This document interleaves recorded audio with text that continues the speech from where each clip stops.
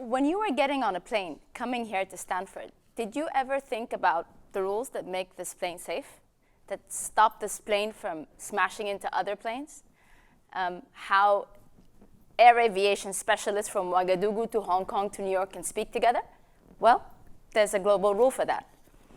Have you ever thought about yourself, your name, your passport, your right to a nationality, your right to speak your voice, to hear it, to give your children an education, to make a decent living?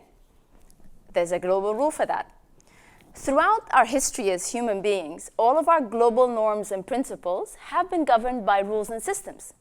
I take you back 2,300 or 2,400 years to the Silk Road, where the Han Dynasty was trading in silk and horses across Central Eurasia with the kingdoms of the Levant and Africa, because there were global rules that promoted trade. I remind you of St. Paul and his trip to Damascus. How did he survive on the road? There were global norms about alms to strangers and to those who need it, and to giving refuge to those who need it. We live today under a system of global rules that was put in place 7 decades ago, after a very, very terrible historical period. At the beginning of the 20th century, for 5 decades, we had 2 world wars. Between 110 to 125 million people perished, with chemical weapons, with biological weapons, annihilation of cities, complete communities and nations. The worst of our instincts as human beings. So world leaders came together on the 25th of April, 1945, not very far away from where we are now in San Francisco, and signed the Charter of the United Nations. And the number one thing in the Charter that we all need to remember as we walk away from this room is, it is designed to safeguard future generations from the scourge of war. This is why the United Nations and the global system of norms and rules was put in place. Over the last 7 decades, the system evolved. It evolved to safeguard how we use nuclear weapons, chemical weapons, biological weapons. What do we do with refugees and migrants? It also evolved to address new global challenges like climate change.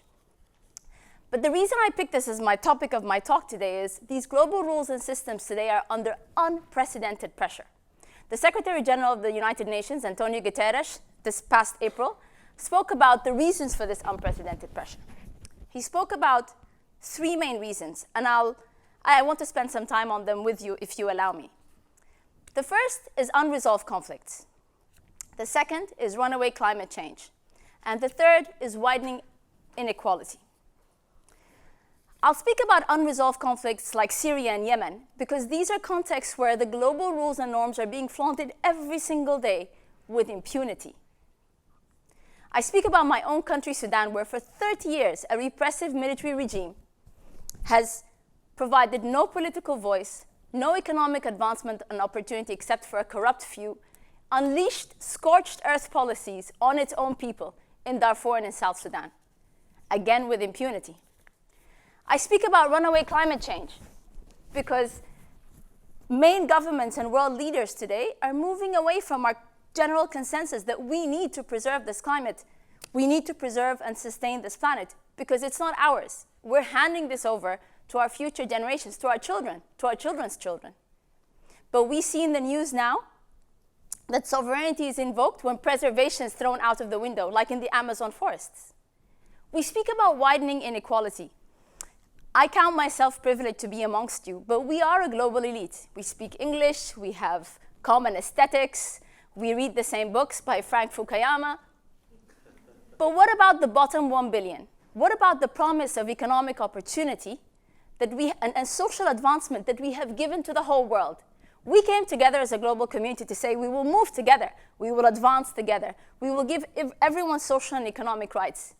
And the multilateral system has not delivered. It has not delivered. We've not delivered on the promises that we've made to humanity to move forward. So what do we do now? We have a multilateral system that's under a lot of pressure.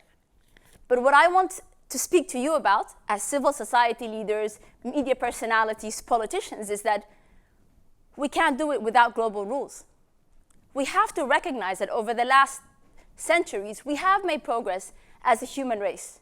We've advanced, we've moved forward, we did bring prosperity and peace, and we did prevent atrocities. So we've made progress, and we would not have been able to do this without global rules. But these rules are now under pressure. They're under pressure because we're abusing our global public commons, our environment. They're under pressure because they're not keeping up pace. We are right next door to Silicon Valley. We've been speaking about artificial intelligence and its implementation in biotechnology, the positive implementations and the negative implementations, digital connectivity and new frontier technologies. Where are these being legislated? Where is the policy discussion happening about how this is better for us and for our communities? I leave you with this one thought, everyone. The global is local and the local is global. This is an adage that we've heard a million times before, but it's never been truer than it is today.